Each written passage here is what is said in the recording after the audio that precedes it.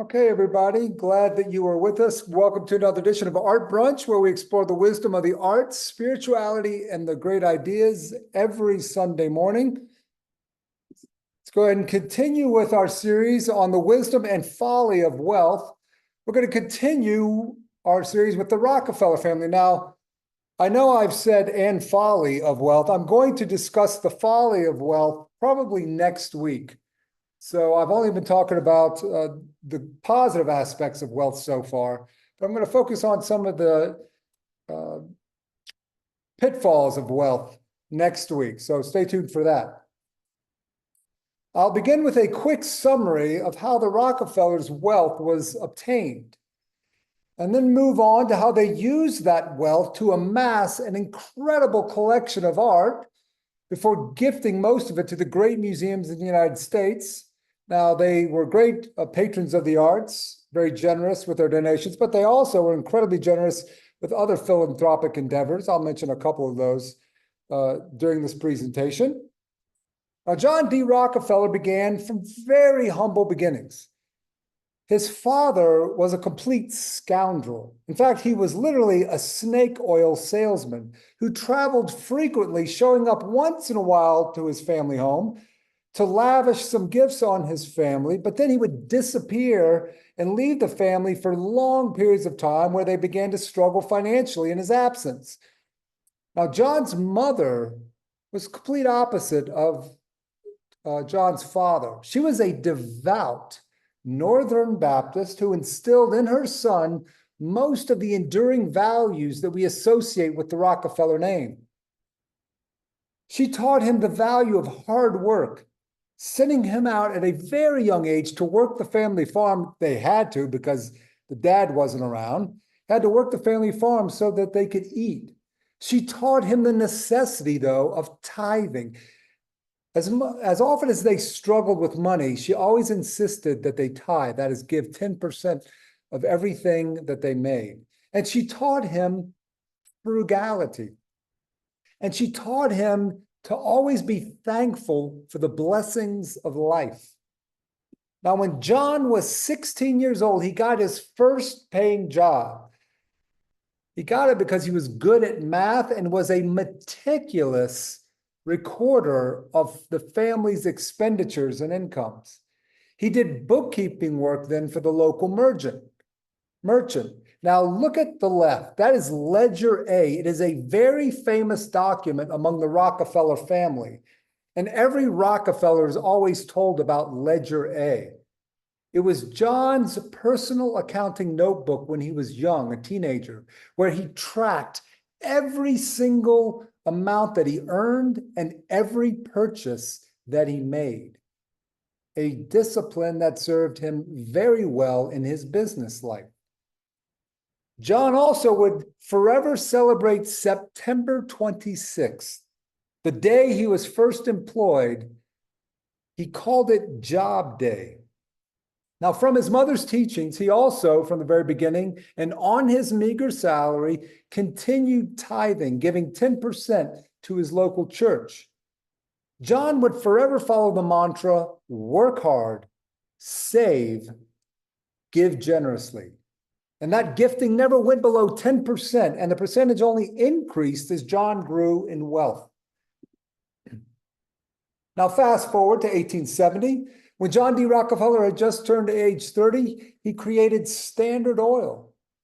Through shrewd stewardship of finances and meticulous bookkeeping, and let's be honest, ruthlessness when it came to destroying his competition, he sent many businessmen to financial ruin.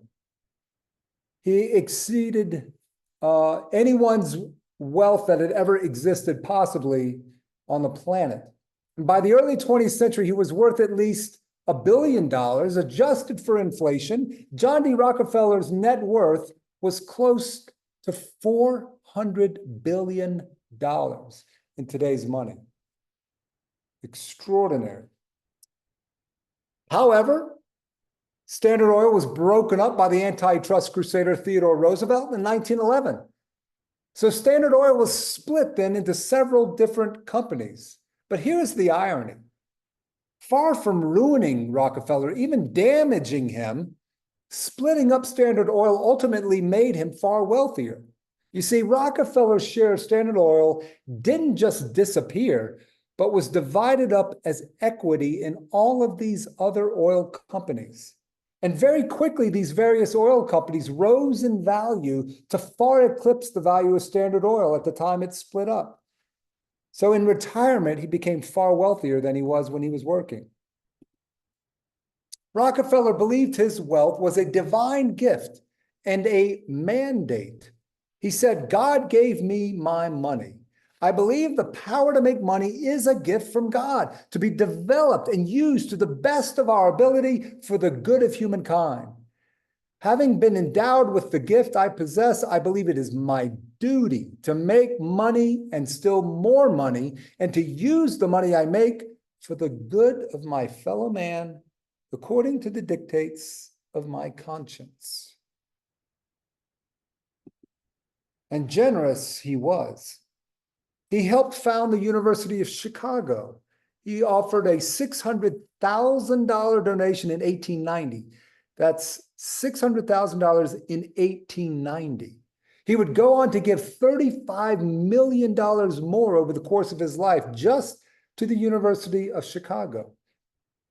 In 1901, he funded the Rockefeller Medical Research Institute in New York City, the first biomedical research institute in the United States.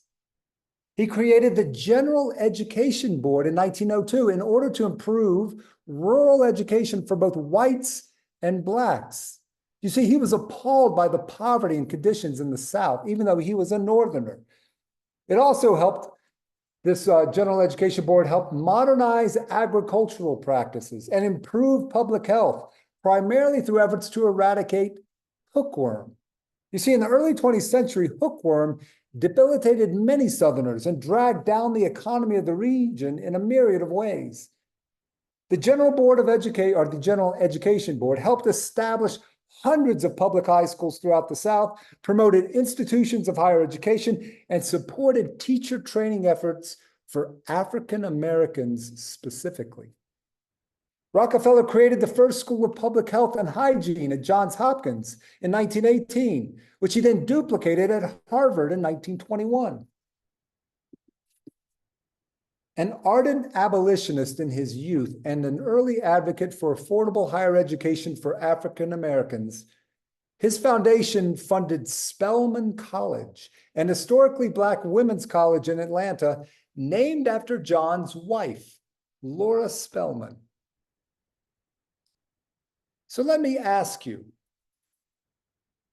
how could someone be so pious in their personal life, so generous in their charitable giving, and yet so ruthless in their professional life? John D. Rockefeller felt that God had given him a mandate to create as much wealth as possible so that he could use it to do as much good as possible. So when it came to making profits in business, the ends justified the means. The ends, which was giving much of it to better society, justified the means of sending many businesses into bankruptcy while making Standard Oil, his company, a monopoly. Now, John D. Rockefeller would instill his values not only in his children, but in his children's children and even their children. In fact, unlike other great families of the Gilded Age who squandered the family fortune within a few generations, and I'm going to mention some of them next week when I talk about the folly of wealth, the Rockefellers have maintained a significant portion of the family wealth despite maintaining an astounding level of generosity. This is what is most remarkable about the Rockefellers. You may have heard the old saying that wealth is made and lost in 3 generations. Sometimes we say shirt sleeves to shirt sleeves in 3 generations. In Japan, they say rice paddies to rice paddies in 3 generations. Taxes, spending, the dilution of wealth through children and their children's children, and the inevitable extravagance of spending by some family members eventually exhausts most family fortunes. Yet the Rockefeller family has defied all of that. Now entering its seventh generation with around 200 heirs, the Rockefeller family has maintained substantial wealth. They had an $11 billion fortune in 2016, according to Forbes. That's more than 100 years after John D. Rockefeller became America's first billionaire. So what is the Rockefeller secret? According to David Rockefeller Jr., still living, chairman of Rockefeller and Company, it's due to four main reasons. Regular family meetings. The Rockefellers assemble together, all of them, twice a year to discuss their life and to discuss how they can help one another. Two, they have a strong sense of family history. In other words, that they still can visit their family's ancestral homes, which again reminds them they are Rockefellers. They are Rockefellers who live by certain values like thrift, hard work, generous giving. Since the breakup of Standard Oil in 1911, they have no central family business to fight over. That's number three. And finally, they have the bond of a commitment to philanthropy. And at these family meetings, they are all taught to give and to live in order to give. The three main family foundations have an endowment of over $5 billion, and it often grows every year. John D. Rockefeller Jr., John D.'s son, said, "For every right implies a responsibility, every opportunity an obligation, every possession a duty." This mantra is inscribed in stone at the Rockefeller Center in New York City. In other words, to whom much is given, much is expected. Well, let's return to that family photo I just showed you earlier. Notice the Matisse painting behind the family. John D. Jr., sitting in the middle, was more fond of fine porcelain and French antique furniture than modern art like Matisse's. But his wife, Abigail, who went by the nickname Abby, was more interested in both American folk art and modern art. Abigail Aldrich Rockefeller would use her savvy artistic sensibilities to acquire modern art and then use her collection and passion to found the Museum of Modern Art, MoMA, in New York City.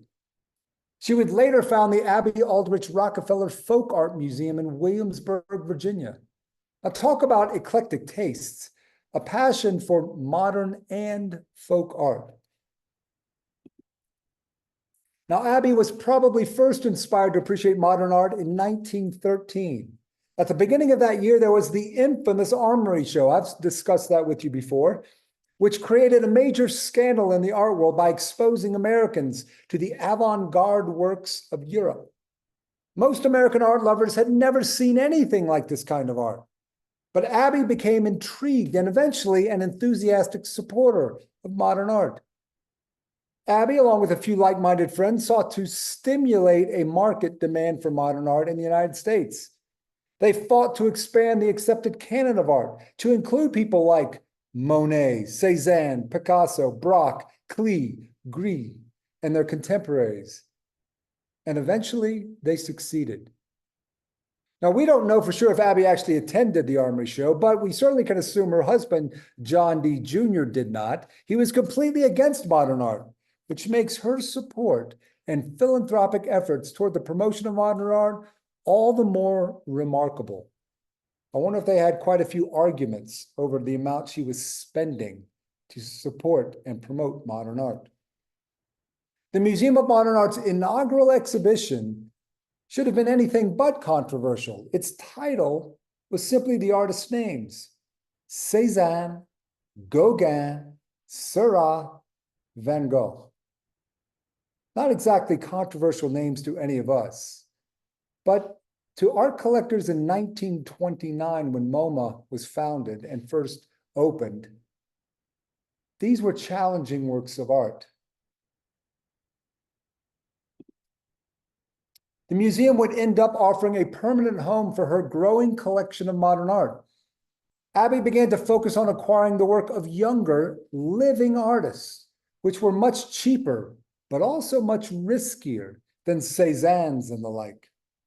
She actually commissioned this grand painting by Mexican artist Diego Rivera in 1931, after he agreed to visit New York City and participate in an exhibition at the museum.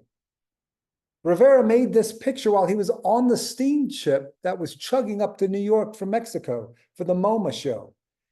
He was given a makeshift studio space by the ship's captain, and he painted this in that studio space. Now, this painting shows a village fiesta. The women are waiting to be chosen to dance. And in the front, you see two guys facing off. One art critic suggested the two men depicted rival indigenous groups, making this a kind of West Side Story scene in a Mexican setting. A New York socialite and member of the elite in 1931 commissioning such a work, like Abbey, was a highly progressive act. Abbey didn't just fund the MoMA and donate art to the museum. She held several positions at MoMA. She served as treasurer for many years. She was the first vice president. She helped organize the War Veterans Art Center in 1944, which met there. It offered art classes to disabled veterans. Abbey's largest gift to the museum came in 1935, just 6 years after its founding, with the presentation of 181 paintings and drawings. This represented almost her entire collection of modern art, gathered over the preceding 10 years, and comprised the work of 71 different artists. In addition to her gifts to MoMA, Abbey gave substantially to other museums, including the Metropolitan Museum of Art and the Cloisters, which received much of her collection of sculpture and decorative arts. The Rhode Island School of Design, which received her collection of Japanese prints. The Ludwell Paradise House at Colonial Williamsburg, which in 1939 received her entire collection of American folk art and which would eventually be renamed after her. John D. Rockefeller Jr., this is not him, and Abbey were clients of this man, British art dealer Joseph Duveen. Some of his other clients included, listen to this, Henry Clay Frick, J.P. Morgan, and Andrew Mellon, quite a clientele. Duveen built a business out of selling the collections of European aristocrats to American millionaires, and he once said, Europe has a great deal of art, and America has a great deal of money. And all he did was connect the two. Brilliant business plan. Abbey's taste had a powerful impact on her children, namely Nelson Rockefeller and David Rockefeller. This is an image of Nelson Rockefeller. At MoMA, as well as the Rockefeller Center, the family's other major venture of the 1930s, they amassed enormous amounts of art and displayed it. Abbey viewed Nelson as someone who might hold the fort for the modern. When MoMA moved to its more permanent location in 1939, Nelson became its president. Nelson didn't simply dabble in art. As some of you know, he became a US senator and eventually vice president of the United States, while also expanding his own art collection. Nelson's younger brother, David Rockefeller, also was captivated with modern art and became an avid collector. When he and his wife, Peggy, began collecting in the late 1940s, the then president of MoMA, Alfred Barr, was their principal mentor and guide, as he had been for Abbey in the 1920s and 30s. Alfred Barr honed their knowledge of the Impressionists, the Post-Impressionists, the Fauves, and their successors, to the point where in 1955, David acquired Manet's La Brioche, a gorgeous, rich painting, and then acquired Seurat's The Roadstead at Grand Comte.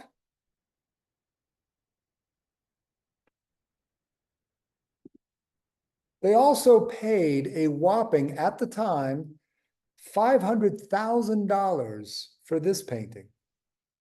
Cézanne's Boy in a Red Waistcoat.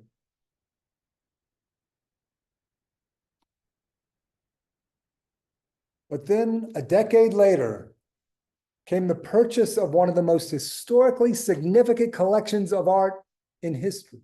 Nelson and David Rockefeller formed a syndicate to purchase for $6 million a collection of 47 paintings by Pablo Picasso and Juan Gris, listen to this, from the estate of the late Gertrude Stein. Among the works was Picasso's Girl with a Basket of Flowers, then valued at $845,000. Gertrude's brother, Leo Stein, had paid $30 for the painting in 1905. That's quite an appreciation. Now, Gertrude Stein did not like it at all when her brother Leo brought it home. She was furious with him for buying it. But over the years, once it was hers alone, she came to admire the work greatly, and she became Pablo Picasso's greatest early patron.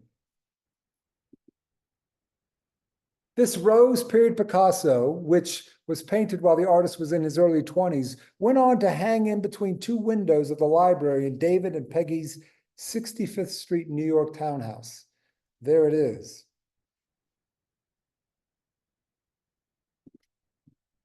This Cubist work, also by Picasso, was also part of Stein's collection. And they purchased it, and it was valued at the time at $325,000. It was later donated to MoMA.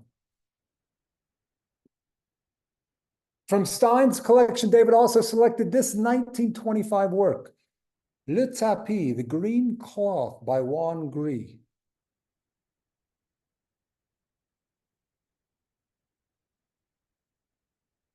David also purchased Picasso's tribute to his artistic mentor, Cézanne, the charming pomme, French for apple. This watercolor was a Christmas gift from Picasso to Gertrude and Alice in 1914 and was painted to fill the fruit-shaped hole left in their collection after Gertrude had reluctantly let her brother Leo keep a picture of apples by Cézanne when they went their separate ways after a quarrel and divided up their collection. The two siblings had quarreled over who would get Cézanne's apples. And later, Leo wrote a letter to Gertrude saying, quote, "I'm afraid you'll have to look upon the loss of the apples as an act of God." Despite his avant-garde style at this time, Picasso, in this work, he's done something very realistic, and he tried to simulate and pay homage to his great master, Cézanne, and gifted it as a token of his friendship with Gertrude.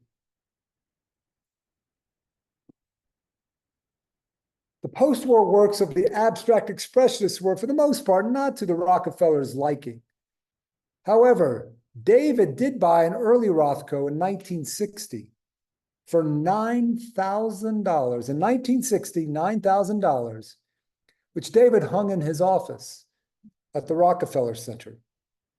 He sold it at auction in 2007 for $72.8 million. A record price for a Rothko at the time. David said purchasing that painting might have been the best investment I ever made.